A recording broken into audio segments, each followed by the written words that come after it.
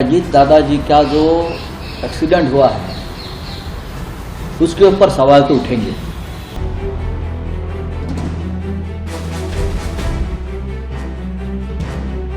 मी सुनेत्रा अजित पवार। अजीत दादा पवार जैसी एक लीडर, एक बड़ा नेता महाराष्ट्र का। दोस्तों, महाराष्ट्र की राजनीति हमेशा से एक रहस्यमय नाटक की तरह रही। सत्ता के लिए बगावतें, गठबंधन, टूट-फूट। लेकिन 28 जनवरी 2026 की सुबह कुछ ऐसा हुआ जो पूरे राज्य को स्तब्ध कर गया। एक प्लेन क्रैश, पूर्व डिप्टी सीएम अजीत पवार की मौत, जिसमें 4 अन्य लोग भी मारे गए और शोक की लहर ने पूरे देश को हैरान कर दिया। फिर उनकी पत्नी सुनेत्रा पवार को डिप्टी सीएम बनाया गया।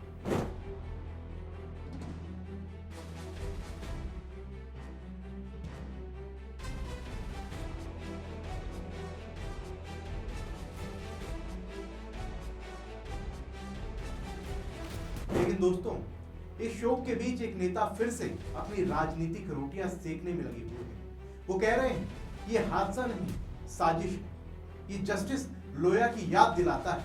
सिंचाई घोटाले की फाइलें, धमकियां और 10 दिन बाद मौत। यह आवाज है शिवसेना यूबीटी नेता संजय राउत की। लेकिन दोस्तों, सवाल यह है कि एक दुखद हादसे को साजिश बताना कितना जायज है। जब जांच चल रही हो, सबूत सामने ना आए तो इस तरह के बयान देना क्या शोक का सम्मान है या सस्ती राजनीति? क्या संजय राउत जैसे नेता दुख की घड़ी में भी सांप्रदायिक या राजनीतिक रंग चढ़ाने से बाज नहीं आते? दोस्तों, आज हम इसी खबर की तह तक जाएंगे।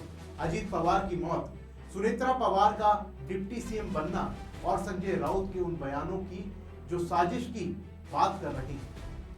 नमस्कार, मेरा नाम है शुभम गुप्ता और आप देखना शुरू कर चुके हैं वीके न्यूज। चलिए पहले पूरी खबर को दोस्तों विस्तार से समझते हैं। दोस्तों, महाराष्ट्र के पूर्व डिप्टी सीएम और एनसीपी नेता अजीत पवार का 28 जनवरी 2026 को बारामती में एक चार्टर्ड प्लेन क्रैश में निधन हो गया। प्लेन में सवार 4 अन्य लोग भी मारे गए। हादसा बारामती एयरपोर्ट के पास हुआ।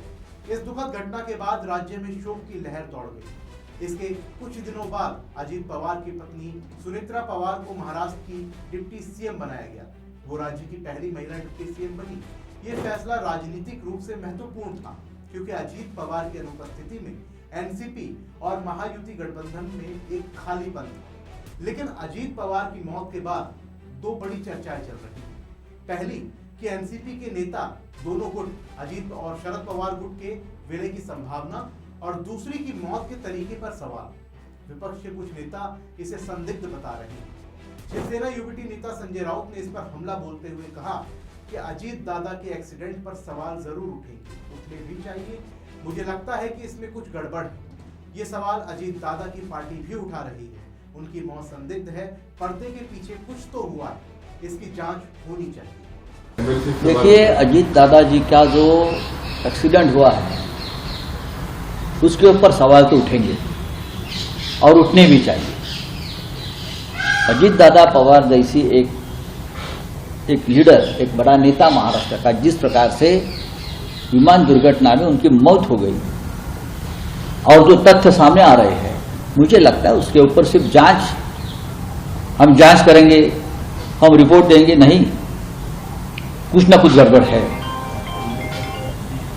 और जिस प्रकार से ये आवाज, ये सवाल अजीत दादा के पार्टी से उठ रहे हैं, ये रहस्यमय है।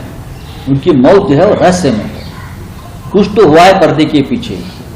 अजीत दादा ने यह कहा था कि मैं पुराने घर में जाना चाहता हूं। फिर अजीत दादा ने कहा, उसके बाद बीजेपी के लोगों ने अजीत दादा को धमकाया कि अभी तक आपकी सिंचन घोटाले की फाइल बंद नहीं हुई है भाई।